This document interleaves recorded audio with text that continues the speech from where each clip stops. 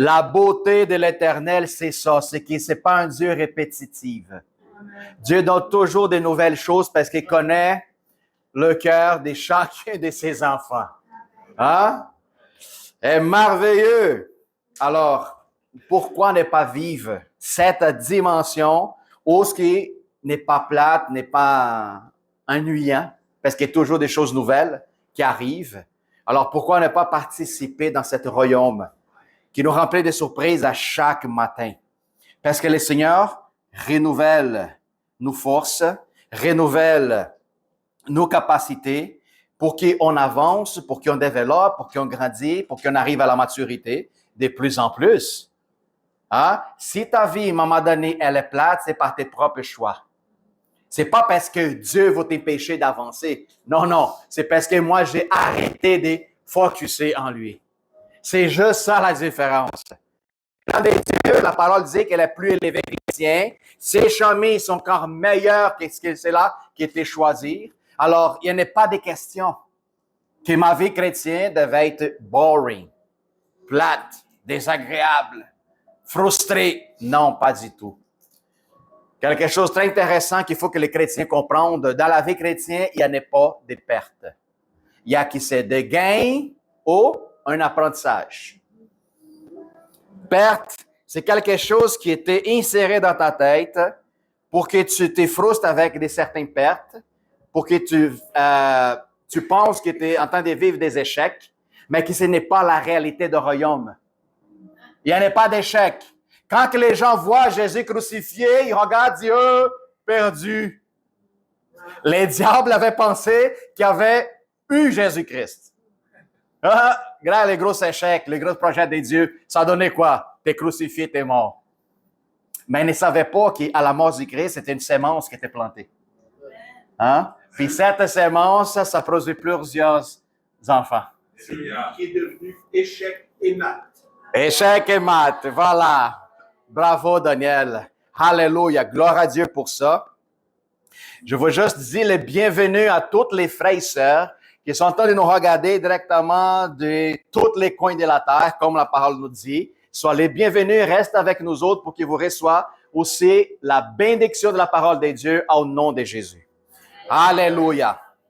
Alors, frères et sœurs, allons-y sur la parole de Dieu directement. 1 Chronique 29. Pasteur, vous allez prêcher dans l'Ancien Testament. C'est rare, mais je l'ai fait des fois. C'est juste pour vous dire que j'ai rien contre. OK? Thank you, Lord. Quand on commence parfois à prêcher au niveau de l'Ancien Testament, il y a certaines personnes qui prêchent, puis quand on montre, parfois c'est dans l'incapacité, parce que qu'est-ce que Dieu a fait avec les gens dans l'Ancien Testament? Ces soldats, c'était des choses surnaturelles quand on parle des Samson, puis toutes les autres. Au soit, cette côté-là que les gens se trouvent parfois incapables d'achever qu'est-ce qu'on fait, les prophètes puis tout ça. Au soit, dans l'autre côté, que l'Ancien Testament il parle souvent à propos de la loi. Puis il y a bien du monde qui se sent condamné quand on parle de l'Ancien Testament. OK? Alors, qu'est-ce que ça me révèle? Parfois, ça me révèle quelque chose qui est déjà à l'intérieur, que j'ai besoin de dealer avec, parce que même dans l'Ancien Testament, ce n'est pas un livre pour nous rabaisser, ou pour nous laisser dans une position des doutes, des oppressions, des impossibilités, des questionnements. Non, non, pas du tout. Ça fait partie de son projet, ça fait partie de son plan. Alors, c'est important que j'embarque, puis on commence à observer avec les yeux de l'Esprit, qui maintenant vous possédez. Amen. Je veux juste donner les bienvenus à notre frère Tony. Yes, sir!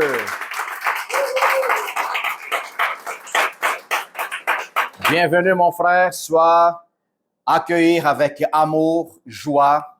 Toujours les bienvenus. C'est pas loin ici, je pense, de chez toi. Hein?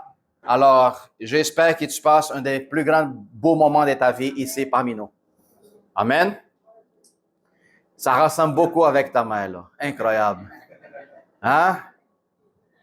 C'est formidable, ça. C'est formidable. Alléluia.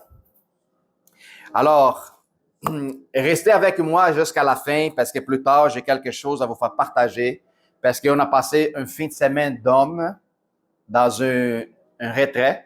Puis, il y a certaines personnes qui vont pouvoir vous donner seulement une idée qu'est-ce qu'était cette 2 journées laquelle on était ensemble. OK? Alors, restez avec moi. Les femmes qui sont curieuses, ils vont rester tout le temps, je le sais. Hein?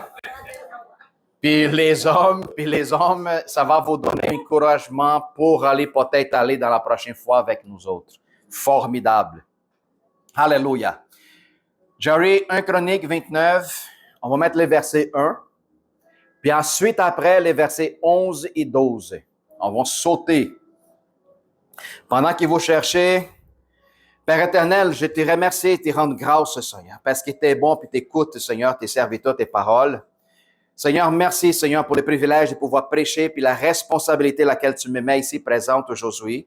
Père, que je puisse diminuer, Père, que les raisonnements de l'homme et de la chair soient complètement effacés, Père, que la parole de l'Esprit parle à travers de notre cœur, à travers de notre vie, Seigneur. Préparez le terrain, Seigneur, qui sont en train de recevoir maintenant la sémence pour qu'ils puissent fructifier, grandir et exploser en puissance, Seigneur. Fructifier en abondance.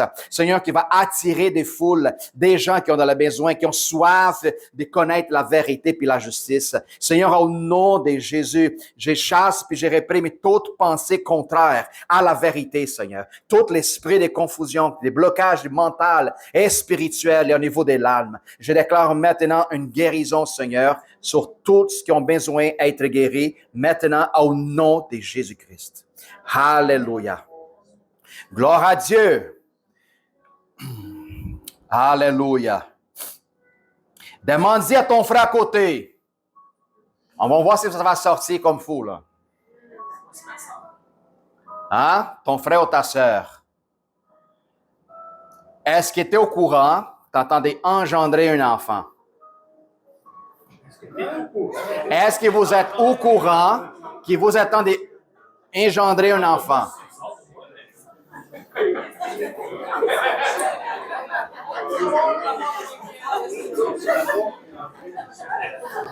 Engendrer un enfant, ça va dire cet enfant est en formation. Ouais. C'est visible. Vous attendez engendrer un enfant, cet enfant est en formation. C'est très important, puis vous allez comprendre très bien pourquoi. Alléluia. 1 Chronique 29. Les rois David dit à toute l'assemblée, « Mon fils Salomon, le seul que Dieu a choisi, est jeune et d'un âge faible. Et l'ouvrage est considérable, car ce palais n'est pas pour un homme, mais il est pour l'Éternel Dieu. » T'aimais ça? J'ai appris avec toi, Mario. Ah. Verset 11, Jerry. À toi, l'Éternel, la grandeur, la force, la magnificence, l'Éternel et l'éternité et la gloire. Car tout ce qui est au ciel et sur la terre t'appartient. À toi, Éternel, les règnes, car tu t'élèves souverain au-dessus de tout. 12. C'est de toi que vient la richesse et la gloire. C'est toi qui domines sur tout. C'est dans ta main que sont la force et la puissance. Et c'est ta main qui a le pouvoir d'agrandir et d'enfermer toutes choses. Est-ce que ça vous donne un peu d'assurance à servir ce Dieu-là?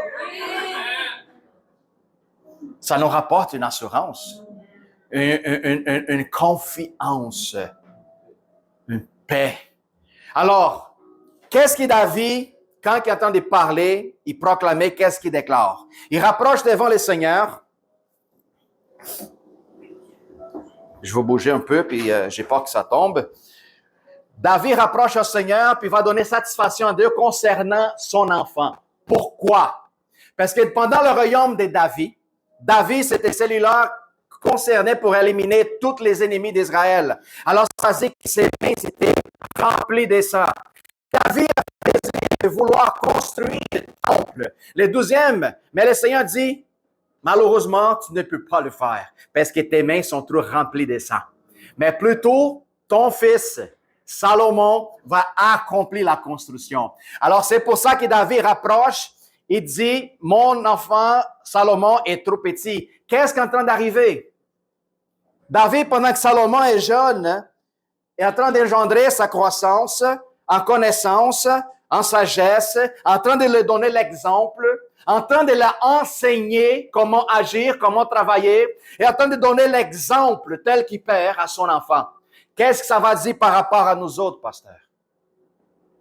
Nous tous passons dans une période de bataille, des conflits.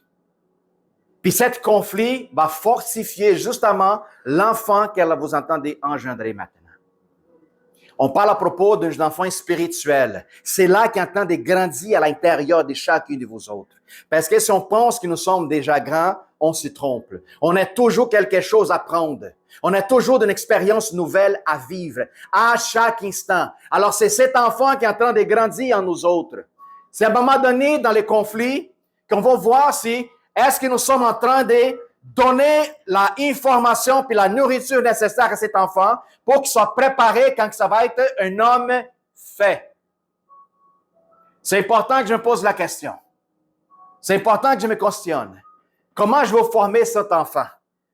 À part les épreuves, David n'est pas seulement était la responsabilité de faire grandir, enseigner l'homme qui est responsable pour le temple de Dieu.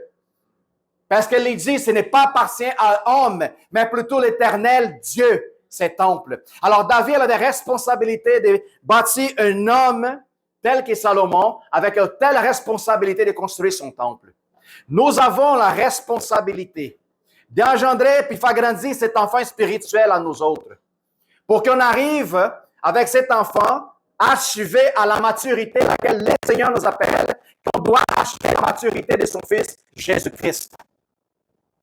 En action, en parole, en geste, en connaissance, en sagesse et en expérience. Ceux qui ne vous vivent des épreuves et d'expériences, ton enfance ne va jamais grandir. Salomon envoyait son père, un homme d'exemple. Puis il savait la responsabilité qui venait après lui, quand il a commencé à devenir adolescent, puis toutes ces affaires-là. Qu'est-ce qu'on voit que Dieu est en train de préparer maintenant avec ma vie et avec votre vie? Pasteur, mais je ne vois pas venir. Peut-être parce que vous êtes encore dans ce processus de faire grandir cet enfant spirituel pour que lui devienne une puissance. Qu'est-ce que ça va dire, pasteur? Quand cet enfant spirituel commençait à prendre la forme des hommes faits, la personne de la chair, qui est remplie de sang, condamnation, culpabilité, frustration, elle va être réduite complètement. Pour que la personne spirituelle qui est en toi, tu es en train de la faire grandir, elle la règne complètement. Ça, tu vas commencer à marcher de plus en plus dans l'esprit. C'est ça qui parle en Galates 5. Marcher en esprit pour accomplir les œuvres de l'esprit. Salomon a grandi pour accomplir les œuvres que Dieu a demandé, que son père ne pouvait pas le faire. Si peut-être tu voulais construire les œuvres de la chair, Dieu ne te permettra pas. Mais plutôt, si l'homme spirituel qui entend de grandir toi commence à s'y développer, là, tu vas voir les fruits de tes œuvres, parce qu'elle vient de la source de l'esprit. C'est très important. Très important de comprendre ce principe. Parce qu'il y a bien du monde qui, quand commence à voir les difficultés, les preuves, les situations difficiles, quand tu toi, dans les bateaux, puis tu commences à sentir les vagues venir d'un côté de l'autre, qu'est-ce qu'on fait telle que réaction? C'est quoi qu'on fait? On s'enfuit? On rème contre le courant. Tu parles à la tempête. Tu parles à la circonstance. Tu pourras avoir la forme que tu veux. Tu pourras avoir la dimension que tu désires. Tu peux revenir avec moi, qu'est-ce qu'il dit David à Goliath? Tu peux venir avec les boucliers, tes lances, ton épée, ton armure. peu importe à ta dimension, mais je veux que tu saches une chose. L'épreuve, je rentre avec toi pour te détruire, pour t'abattre, au nom de l'Éternel. Alors, si tu rentres dans une situation déjà comme ça, tu rentres victorieux. Qu'est-ce qui te manque seulement pour continuer? Persévérance. Parce que c'est au départ de ton problème. Tu as déjà le bandeau de victoire devant toi. Tu rapportes les drapeaux de victoire. Qu'est-ce que tu as besoin? C'est résistance. Le Seigneur dit, donne toi-même, rende-toi au Seigneur, résistez au diable qui pourrait prendre, les diables qui pourraient prendre toute n'importe quelle forme pour vous opprimer, pour vous entrister, pour éliminer votre foi. Puis le Seigneur dit, rentre victorieux, donne-moi cette part que tu ne peux pas lui faire. Ton travail, c'est de résister, puis moi, je vais m'en occuper du reste. Quand tu vas te rendre compte, tu es déjà avec les pieds de l'autre bord de la mer. Parce que le Seigneur va nous faire traverser la mer en pied sec.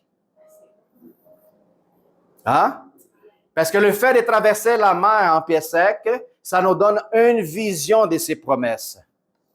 Quand les Israéliens étaient devant la mer Rouge, ils regardaient Moïse et disaient, on ne peut pas passer, oubliez ça, nous allons mourir. Puis Moïse rapproche et dit, Père, maintenant, qu'est-ce qu'on fait?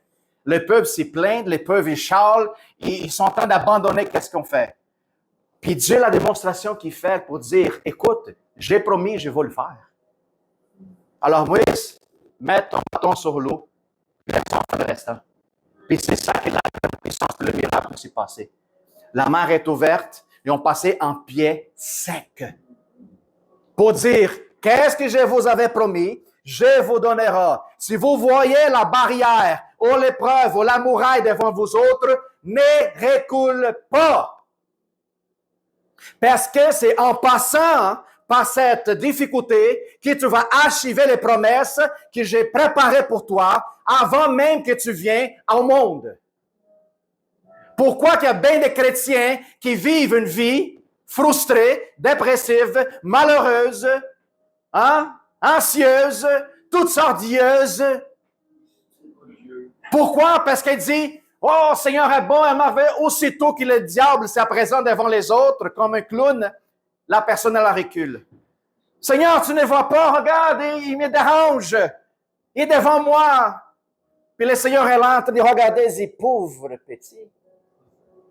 Qu'est-ce qui est arrivé? Tu n'es pas encore réussi à faire engendrer puis grandir cet enfant spirituel à l'intérieur de toi. La seule chose, les faire lui exploser puis devenir un homme mature, c'est si tu passes par-dessus le diable.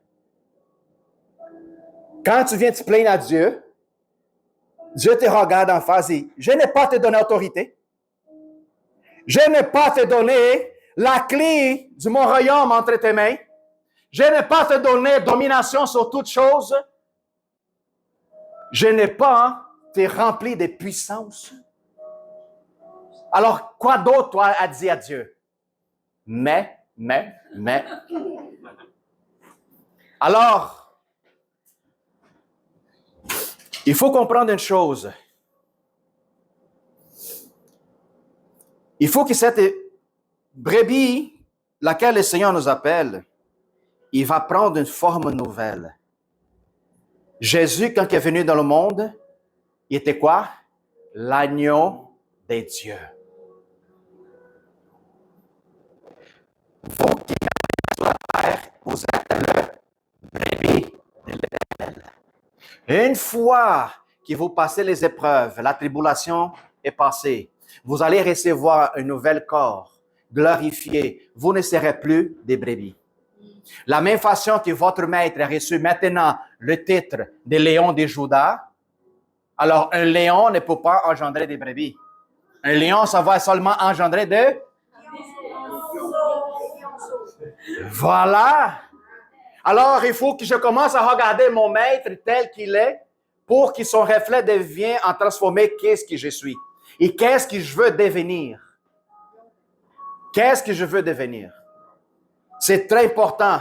Qu'est-ce que Dieu fait avec Moïse? Moïse a grandi dans le palais du Pharaon. Moïse avait une mentalité d'adoption. Un enfant adoptif. Moïse il savait qu'il n'a jamais hérité la couronne du Pharaon. Il était là seulement comme un trophée à cause de sa fille. Puis Moïse, à un moment donné, s'enfuit parce qu'il tue un Égyptien. Écoute, il n'avait même pas un crédit là-dessus. Parce que le fils du Pharaon, il pouvait tuer n'importe qui. Mais parce que Moïse était un adoptif, quand il a tué un Égyptien, il s'enfuyait. Pourquoi? Parce qu'il savait qu'il pouvait mourir. Alors, le titre que Moïse avait dans le palais était un titre faux. Il s'enfuit, il part au désert.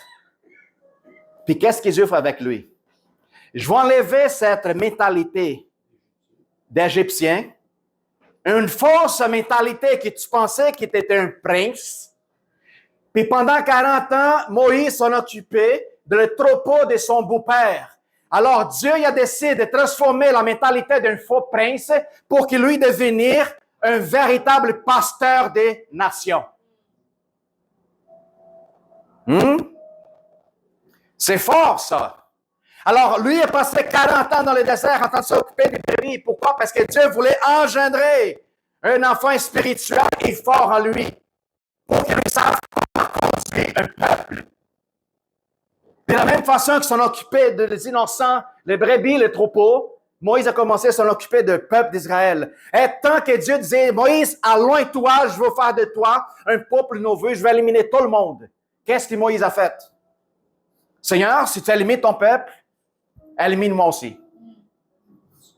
Pourquoi? Parce que Moïse, il a développé, puis engendré, puis fait grandir un cœur des pasteurs, des bergers, où ce qui lui était prêt à confronter, comme David, un ours, lion, et même sa propre vie pour défendre les troupeaux. Alors, vous voyez la différence? Vous voyez les messages, lesquels vous entendez recevoir.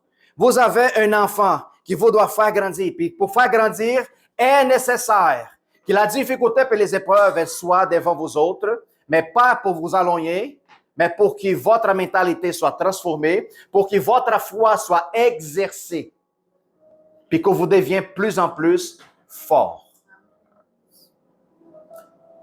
Il n'y en a pas position de royauté si vous êtes faible. Non, pas du tout. Quand Saul est devenu roi, que le peuple l'a choisi, Saul n'avait pas aucune expérience de combat, il n'avait pas une mentalité de roi, il n'avait pas une mentalité de pasteur, brebis, pas de brebis, des bergers. Alors vous voyez comment ça se passait l'histoire de roi Saul. Avec Israël, complètement croche, complètement perdu. Il a fait des abominations, il a fait beaucoup d'erreurs. Beaucoup des affaires croches, il confrontait Dieu. Alors Dieu, je vous préparer un vrai berger. Selon mon cœur. Les premières pratiques de David s'en occupaient de quoi? Des moutons. Je vais te donner le même cœur que j'ai donné à mon serviteur Moïse. Un cœur de berger. Alors, il a commencé à grandir. Quand il est sorti de la position de berger, David, deuxième étape, de son école. C'était quoi? Un guerrier. À laisser dans l'armée. Je vais me battre. Alors imagine un cœur de berger, puis un esprit de guerrier là-dedans. Ah, c'est un homme complet. C'est un homme fait. Puis quand David a pris la couronne, la position de royauté, c'est une des périodes plus merveilleuses qu'Israël ait jamais vaincues. Aucun de ses ennemis ailleurs était osé de venir l'attaquer ou venir de les dérober ou quoi que ce soit. Le peuple d'Israël, c'était une nation qui, quand les gens ont entendu parler d'Israël, les ennemis, ils tremblaient de peur. Ils tremblaient de peur. C'est ça quand vous êtes formé, quand vous êtes en maturité spirituelle, quand quelqu'un a besoin de prière, une guérison, ou quand quelqu'un est possédé, le moment où vous rentrez dans l'ambiance, les esprits qui sont en train de posséder la personne vont faire quoi? Ils vont trembler de peur. Parce qu'ils connaissent en vous autres que Dieu est en train de vous renouveler votre cœur d'un cœur de berger puis un cœur de guerrier. Un berger, quand c'est nécessaire, s'en occuper, puis un guerrier, quand c'est nécessaire, rentrer dans le combat spirituel. Qu'est-ce qu'il faut que je fasse, pasteur? Rentre. Achète des problèmes. Alléluia. Alors, David, il donne cette information au Seigneur. Puis dans le verset 11 et 12, il dit, à toi l'Éternel la grandeur. Lui arrive à exalter Dieu d'une telle manière que c'est quelque chose qu'on devrait vivre dans cette position de manière constante. OK? À toi l'Éternel la grandeur, la force, la magnificence, l'éternité et la gloire, car tout ce qui est sur le ciel et sur la terre t'appartient. À toi l'Éternel les règne, car tu élèves souverainement au-dessus de tout. Qu'est-ce que David est en train de faire dans cette chapitre des Chroniques 29? C'est quand que David commence à appeler les tribus pour que les autres donnent leur richesse pour préparer la construction du temple quand son fils Salomon serait un homme fait. Puis toutes les tribus, ils commencent à partager leurs richesses, leurs pierres précieuses, puis les gens sont contents de pouvoir donner pour la construction du temple de Dieu. Ce n'est pas une question de « Ah non, ben non, j'ai pas sûr, ok, commencez à chialer. » Non. Pourquoi? Parce que David y avait construit une nation de guerriers, une nation avec des cœurs de bergers, une nation avec un cœur de servir. Servir surtout. Alors, tout ce qui était concerné les temples, c'est tout que David disait, j'ai besoin, et il y avait une multitude de personnes qui disaient, je participe, je donne, je serai là. Tout de suite. Sans même poser les questions, puis dire, Seigneur, David, il est placé tel que roi, on ferait avec lui, puis nous sommes avec. C'est ça, qu'est-ce qui devient une église unie. Une église remplie de talents, remplie de dons, laquelle on travaille dans l'ensemble. Puis si nous sommes capables de faire ça, il n'y a personne qui pourrait nous arrêter. Les problèmes et les défauts que j'ai, peut-être Jean-Sébastien, il a cette qualité-là. Les défauts qu'il y a présent dans lui, peut-être Philippe est en lui. Puis ça rend un l'autre complète et équilibrée. C'est très important que je sache que je suis au courant de ça. Je ne peux pas dire je suis parfait, je l'ai choisi de Dieu, dans le sens que je suis meilleur. Non, mais plutôt que nous sommes choisis de Dieu. Nous sommes cette génération laquelle le Seigneur appelle pour prendre position devant le monde. Verset 12. C'est de toi que vient la richesse. Il y a quelqu'un ici qui a de la difficulté et de la misère à comprendre cette réalité.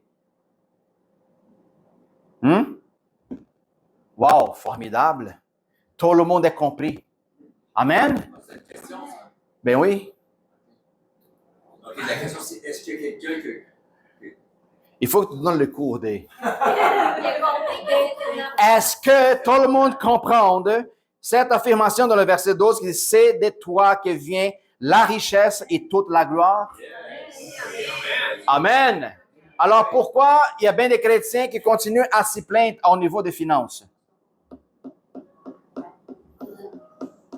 Il va chialer à eux, mais oui, mais je n'ai pas. Oui, mais tu comprends pas. Oui, mais je n'ai pas de job. Le samedi passé, nous étions ici avec une prophète. Ça fait 30 ans de service. Il n'a jamais dépendu de faveur des hommes, mais plutôt de faveur de Dieu. Puis chaque fois qu'elle a besoin de quoi, je règle l'affaire avec toi, Seigneur. Puis chaque fois, Dieu le pourvu. Pourvoit. Le Seigneur le pourvoit à chaque instant. Puis c'est ça le secret que la plupart des chrétiens ne comprenaient pas. La richesse de Dieu ne concerne pas avoir un compte de banque trop élevé. On parle souvent, c'est de ne jamais manquer quoi que ce soit. Seigneur, j'ai besoin d'une voiture nouvelle pour telle personne missionnaire. Arrangez-la, Seigneur. Je ne sais pas comment, mais ça va apparaître. Seigneur, nous avons besoin de déménager. Hein? Je ne sais pas comment va se passer, parce que les coffres, ce n'est pas trop fort. Mais toi, tu vas s'en occuper. Puis qu'est-ce que j'ai fait? Je commence à voir le mur en train de s'élargir. Aussi des côtés comme le fond et en arrière au complet. Puis là, tu commences à visualiser qu'est-ce que Dieu, toutes les possibilités, est dans votre tête. Puis tu mets ta foi, puis tu l'appliques. Puis c'est ça, Dieu de toute la richesse et gloire. C'est Dieu le Seigneur de toutes les richesses et gloire qui pourrait les empêcher. Personne, la seule personne, c'est toi qui pourrait l'empêcher. Si tu dis que tu veux, mais à un moment donné, tu ne crois pas. Ma sœur, est-ce que tu as prié à Dieu pour cette cause? Oui, j'ai prié, mais... Puis là, l'esprit des brebis vient, puis l'esprit des lions part. Mais... C'est ça. Il faut comprendre que Jésus est venu tel qu'il est bébé, mais maintenant, c'est les lions de Juda.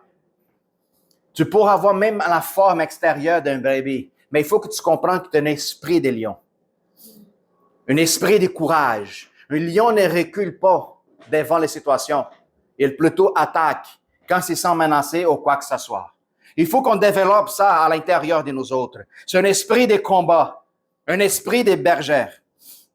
Alors, c'est à lui la richesse et la gloire. C'est toi qui domine sur toute chose. C'est dans ta main que sont la force et la puissance. Et c'est ta main qui a le pouvoir d'agrandir et d'enfermer toutes choses. La croissance de Dieu par rapport à ta vie dépend de toi. Dieu ne va pas jamais agrandir quoi que ce soit de ta vie si tu n'es pas participant de lui. Puis comment je fais ça, pasteur? Tu vas grandir de quelle façon? Je vais grandir d'une manière spirituelle. Rentre dans sa présence. Il va te donner. Ça, c'est gratuit. Mais je veux grandir d'une façon matérielle, laquelle je puisse aider plusieurs, devenir une bénédiction. Qu'est-ce que tu fais? Sème. Pourquoi que le Seigneur dit que le plus béni, c'est celui-là qui donne, qui est celui-là qui reçoit? Pourquoi? Parce que c'est là qui donne et compris le principe de la sémence. Ils ne s'importent pas à propos de combien ils s'aiment. Ils savent dans son cœur qu'à un moment donné, la récolte va venir. Alors, plus béni, c'est là qui s'aime. Et qui s'aime avec joie. Qui s'aime sans aucun intérêt personnel des retours. Sans peur. Parce que ceux qui s'aiment et connaissant que toute l'intervention de sa vie, tous les besoins nécessaires, n'est pas dépendant d'un homme, d'une entreprise ou quoi que ce soit, c'est toujours de lui. C'est là qu'il s'aime avec joie, connaît que la source de sa victoire vient de Dieu. Alléluia. Qu'est-ce que Jésus fait avec leurs disciples? Il a engendré un enfant spirituel en eux. Qu'est-ce que Jésus avait fait avec les 12 disciples? C'était la même chose. Ce n'est pas différent avec toutes les autres de l'Ancien Testament. Dans leurs disciples, ils commençaient à engendrer un enfant spirituel pour que les autres comprennent c'est quoi le vrai Messie, le vrai Fils de Dieu. Les peuples juifs, tels que les disciples, attendaient un homme... Pardon? Un homme puissant au niveau de la politique, au niveau des combats. Mais quand que Jésus est venu avec un message de repentance, de paix, d'amour, il a bugué leur tête. Pourquoi? Parce que même à travers de la lecture des Écritures, les autres n'étaient pas capables de discerner encore. Puis le Seigneur commence à engendrer l'enfant petit à l'intérieur des autres. Ce n'est pas de cette façon. Observez, venez voir. Puis Jésus, en donnant pendant ces 3 ans l'exemple à leurs disciples. Chaque chose que les autres faisaient de façon croche, Jésus les corrigeait. Viens, je vais vous montrer, c'est comme ça. Il montrait aux disciples comment était le vrai combat. Pas cela à la base de l'épée et de la chair et contre le sang, mais plutôt le combat au niveau de l'esprit. Si tu es victorieux déjà au niveau de l'esprit, la chair, c'est rien du tout. Rien du tout. Les premiers combats, ça se gagne comment, pasteur? Au niveau de l'esprit. Alors, Jésus commençait à engendrer cet enfant pour faire grandir aux disciples. Puis, la façon ultime, c'était quoi? Après la crucifixion, 3 jours enfermé dans le tombeau. 3e jour, il est à la résurrection. Puis c'est là quand les disciples ont commencé à voir, ils disent, wow, tout ce qu'il est parlé, c'est vrai. C'est vrai. Puis cet enfant a commencé à prendre forme. OK? Mais cette forme n'était pas complète. Vous êtes privilégiés, vous autres, par rapport à ce que les disciples ils ont dû passer pour connaître. Vous êtes privilégiés, là. Les disciples, ils ont enfin commencé à grandir, mais n'avaient pas de forme. Puis c'est quoi l'ordre que Jésus leur donnait? Rester dans telle place pendant 40 jours? 40 jours? Voilà.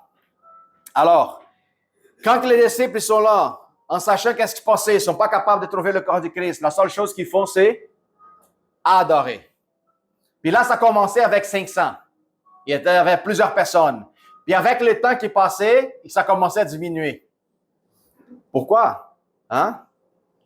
Avec le temps, les gens commencent à perdre l'espoir. Ils commencent à abandonner la foi.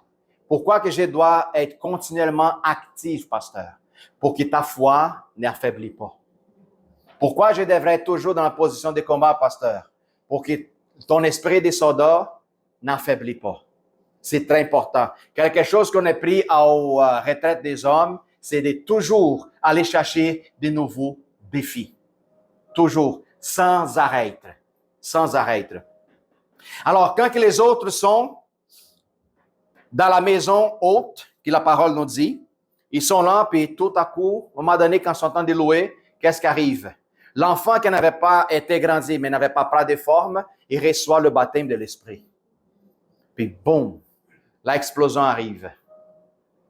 L'explosion arrive, puis quand les autres, ils ont le message, ils ont vu les enfants, c'est comme Moïse. La même chose n'est pas différent. C'était comme David. La même chose, ce n'était pas différent. Puis c'est la même chose avec vous, si vous persévérez. Ce n'est pas différent. Mais pourquoi qu'ils nous sont privilégiés, pasteur? Parce que vous n'avez pas besoin d'aller dans la maison haute pour recevoir l'Esprit. À partir du moment que vous recevez Jésus-Christ, l'Esprit du Seigneur vient sur toi. Et tu rempli de force, capacité, autorité, puissance et domination. Alors, qu'est-ce que j'ai besoin de faire alors? Donner cette forme à cet enfant qui grandit. L'enfant spirituel. Nourris-le. Nourris-le pour qu'il soit illimité en toutes choses qu'il vous fait. La seule personne qui pourrait empêcher de vous autres atteindre la totalité et la plénitude de vos promesses, c'est vous. Arrêtez de mettre la faute à vos maris et femmes. Arrêtez de mettre la faute au gouvernement, à ton voisin, à ton frère qui est assis à côté de toi, le pasteur qui ne parle pas bien français. Arrêtez de mettre la faute à n'importe quoi. Nous sommes, depuis de notre enfance, avec cette tâche de naissance du péché, que nous avons l'habitude de chialer et se plaindre pour tout et n'importe quelle cause. Mais c'est la seule personne qui nous empêche d'aller plus loin, de remonter. C'est nous-mêmes. C'est même pas la faute au diable. Parce qu'à la croix, lui a perdu toutes ses forces. La seule chose qui reste à faire le diable, c'est quoi? Mentir. C'est mentir. Pourquoi force, ce n'est pas contre vous autres? Mais c'est réussi t'attraper à travers d'un mensonge, te ramener, te faire sortir la dimension de l'esprit et te ramener la dimension de la chair, t'es fait, t'es fini. C'est comme si quelqu'un qui est dans la dimension de l'esprit, ça va dire maison des dieux, mon cœur aligné avec le corps du Père. Puis le diable arrive avec un mensonge, il frappe la porte. Puis là, tu dis, c'est qui? Oh, c'est l'homme du lait. Je vais t'apporter du pain. Je vais t'apporter quelque chose de bon. Puis qu'est-ce que tu fais? Ben, on n'a pas besoin de lait ici, on n'a pas besoin de pain. Qu'est-ce que tu veux? Ah! J'ai une opportunité nouvelle pour toi. C'est comme ça dans notre vie quotidienne, dans notre vie réelle. Les opportunités qu'il essaie de te donner pour te ramener dans la dimension de la chair. Qu'est-ce qu'il veut? Qu'il t'ouvre la porte et qu'il te sort de la maison. Si tu sors de la maison, c'est là qu'il t'attrape. Oh, je l'ai eu ici.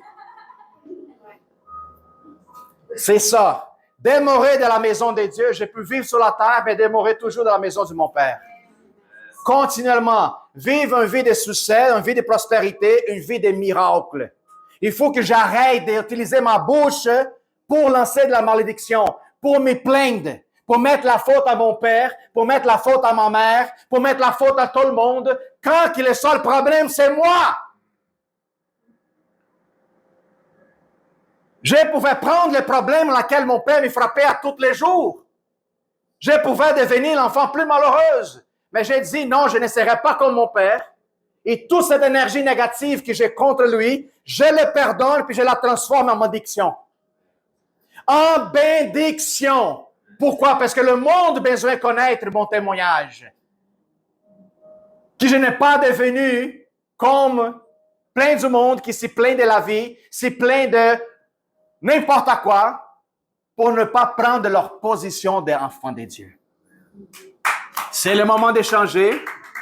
C'est le moment de transformer. C'est le moment d'arrêter d'utiliser l'arme plus puissante de l'être humain. C'est notre bouche. C'est le moment d'arrêter d'utiliser cette puissance qu'à l'intérieur de toi d'une façon erronée, croche, mauvaise, maudite. Puis commencer à utiliser pour bénir la vie. C'est important. Bénis ta vie, bénis la vie du monde. Plus que tu lances de bénédiction, c'est plus de semences que tu distribues. Puis plus qu'elle est lancée, plus qu'elle retournera en toi, pas comme une semence, mais en forme de multiplication. Parce que cette semence que tu lances, l'intention de la semence, c'est de grandir, devenir un arbre et produire des fruits. Alors, quand elle va retourner en toi, ce n'est plus la même semence. C'est un arbre abondante. 100 fois plus. Alors, utilise ta bouche, utilise ta connaissance, demande sagesse à Dieu comment appliquer ta connaissance d'une façon que tu peux guérir de cœur, délivrer les gens, chasser des démons, guérir les malades, parler de l'Évangile. Puis là, tu deviens, tel comme Jésus, un maître. Puis juste le fait de tes actions change, les gens vont t'observer, puis tu vas commencer à avoir des disciples autour de toi. Parce que les gens vont t'observer et dire, hey, il n'y en a pas un homme que je connais comme toi sur la terre. Qu'est-ce que tu fais autant que tu me donnes une référence, que tu me donnes envie de te suivre, d'apprendre avec toi? Raconte-moi c'est quoi ton secret. Puis là, explose. La bonne nouvelle, l'évangile, guérison. La plupart du monde sur la planète qui aujourd'hui sont frustrés, sont compliqués, ils ont la difficulté à avancer, puis tout ça, il y a un problème au niveau de la famille. Quand on commence à fouiller plus dans le cœur des gens, qu'il soit une femme, qu'il soit un homme, peu importe, tu vois en arrière d'une personne frustrée, il y a la complication par rapport à son père, il y a la complication par rapport à sa mère. Il y a la complication en train de dire, mon père a mes plus bons frères qui soit moi. Mon père n'a jamais donné l'amour que j'ai besoin de recevoir. J'ai me senti rejeté. J'ai grandi d'une famille qui n'était pas mes parents, j'étais adopté. Oh, que j'étais abusé pour mon oncle. Pendant que mes parents étaient ailleurs, mon oncle est venu me garder et m'a abusé quand j'étais jeune. Quand tu commences à fouiller, puis dépouiller le cœur, dépouiller l'orange pour le pamplemousse, tu commences à voir des choses qui sont pour la racine, laquelle la personne attend de vivre une vie déprimée. Comment je pourrais guérir ça, pasteur? Pardonne et ouvre ton cœur à Christ. Il n'y en a pas d'autre remède. Le seul remède que le monde a besoin is the blood of Jesus. The blood of Jesus heals everything. Mais il faut que je le veuille. Il faut que je le désire. Jésus is a gentleman. C'est un monsieur. Il ne fait pas comme le diable. Il ne fonce pas la porte. Lui, il vient avec douceur et dit, laisse-moi rentrer dans ton cœur. Donne-moi la clé de ta maison. Laisse-moi souper avec toi.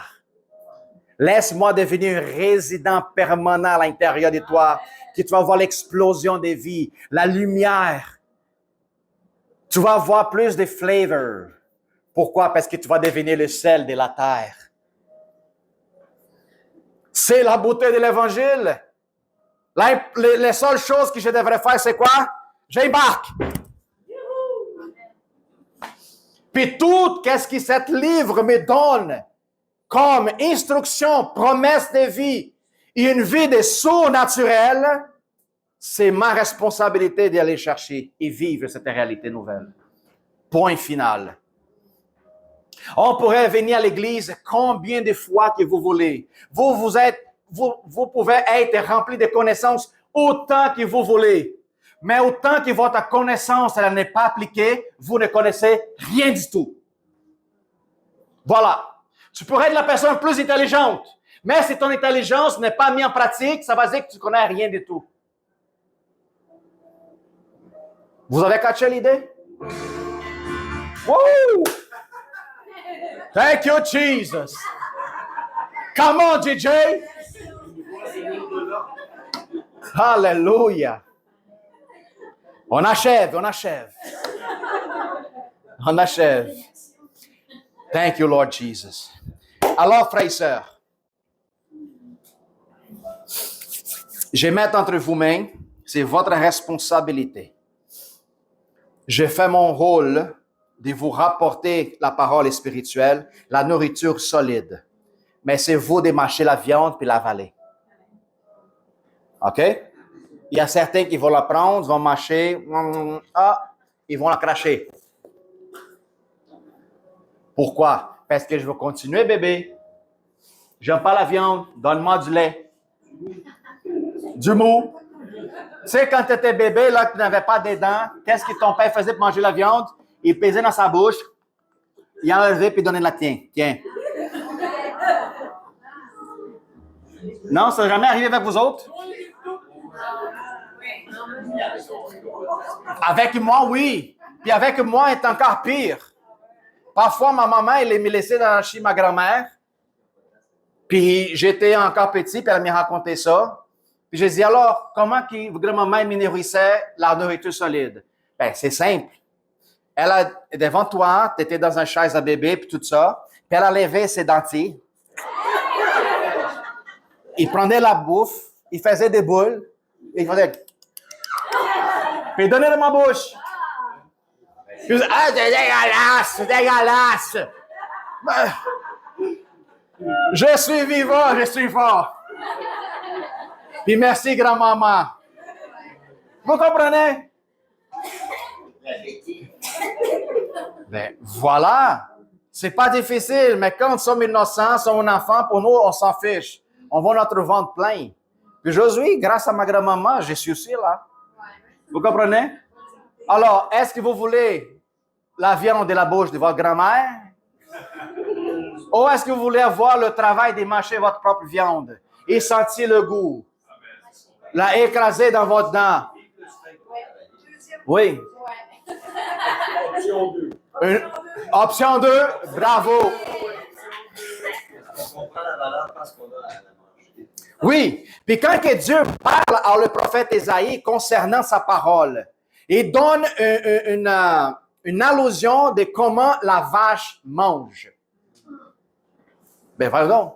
Pourquoi? Une vache, elle passe la plupart de la matin en train de manger du gazon. Qu'est-ce qui arrive après? Elle s'en sort, elle se couche, puis le restant du jour, elle ne mange pas. Pourquoi? Qu'est-ce qu'elle a reçu comme information? Elle a ses places, elle accouche, puis qu'est-ce qu'elle fait? La nourriture rentre, digérée, retourne, puis elle la mange encore. Ça veut dire, à travers de ce processus de rumination, elle va prendre la plénitude et la totalité des nutriments qu'il y a dans le gazon. Quand que le Seigneur parle à ça au prophète, il dit, quand tu vas lire ma parole, fais comme un petit vache. Tu la avales, tu la sors. Ça va dire quoi? Méditation. Rentre dans un état de méditation dans ma présence. Puis qu'est-ce que tu viens de lire? Si tu ne le comprends pas, je vais t'y révéler. Mais important qu'il soit dans la paix. Pas lire la parole, aller lever les vaisselles ou peu importe à d'autres, parce que quand notre cerveau est dans un état de confusion puis occupation, c'est difficile d'attendre la parole de l'Esprit. Alors, garde-toi un moment de méditation pour qu'il se rende à sa présence. Puis, qu'est-ce qui est des mystères à être révélés, lui va te donner dans son coin secret. Avez-vous déjà marqué cet verset qui parle, va dans ta chambre, dans ton lieu secret, ferme la porte, qui en secret, ton Père, est-ce qu'il va t'attendre? Non. Ah, il te voit. Mais comment il me voit si l'intention, c'est de prier pour lui? Vous voulez savoir c'est quoi? Avant même que tu rentres dans ta chambre, quand la parole dit que ton Père te voit en secret, ça va dire, ton Père voit l'intention de ton cœur quand tu rentres dans sa présence. Et Père voit l'intention de ton cœur pour qu'après tes paroles sortent. C'est pas que Dieu va t'attendre en secret, non, il va te voir en secret. Il veut savoir le secret de ton cœur. Il t'observe. Il te surveille. Alors, nous sommes maintenant ici, dans un état final, puis c'est important que moi, je mette moi dans cette position d'engendrer cet enfant, puis de le faire grandir. Donnel, c'est ta responsabilité. De regarder ton enfant, puis l'engendrer, c'est quoi ta grandeur maintenant? T'es rendu à quel niveau? À combien de mois, François, supporte ton enfant? Et spirituel. Ça pourrait prendre des années.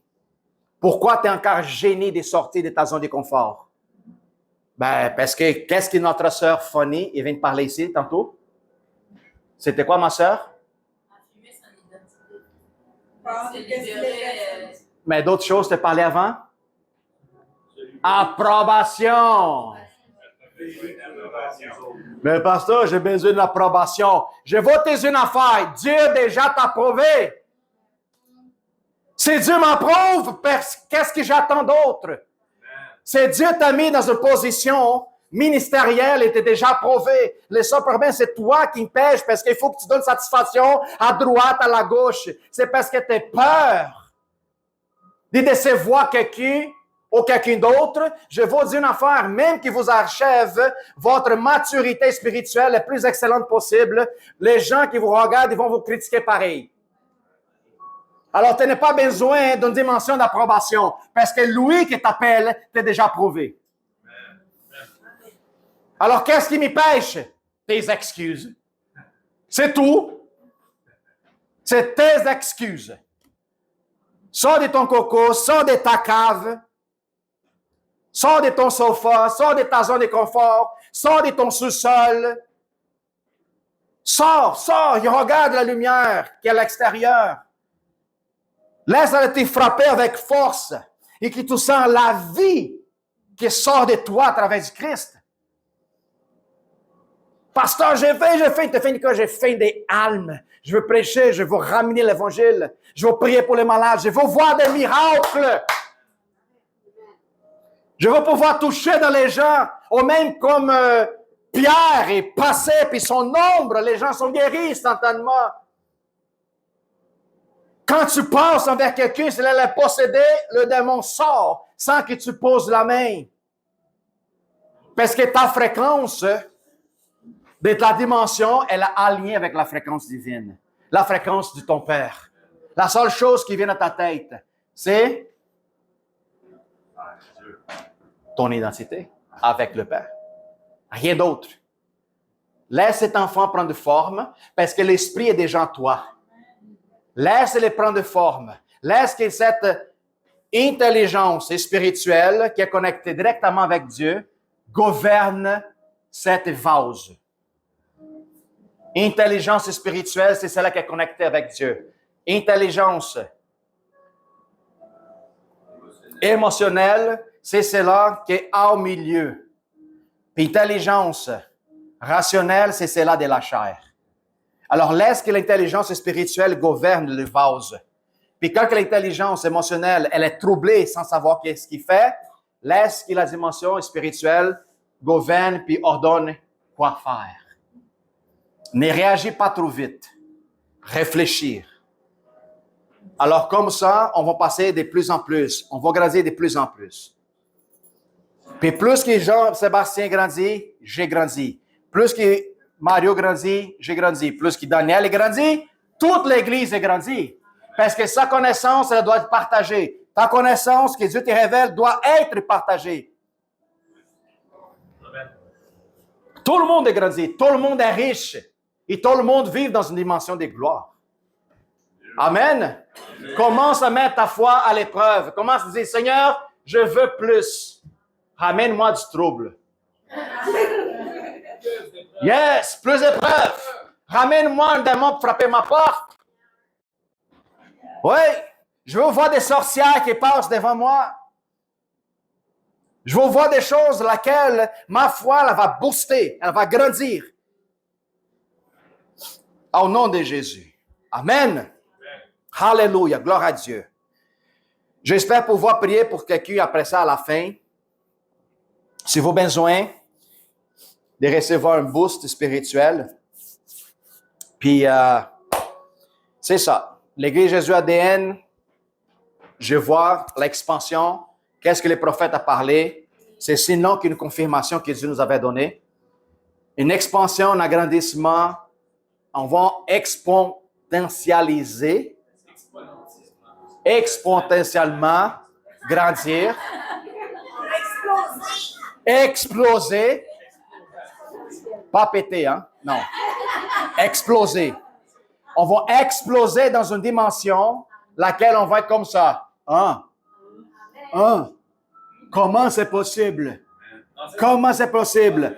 Est fondamental que ma vie chrétienne, je ne vis pas par la vue, mais je vis par la foi. C'est pour ça que tout le temps le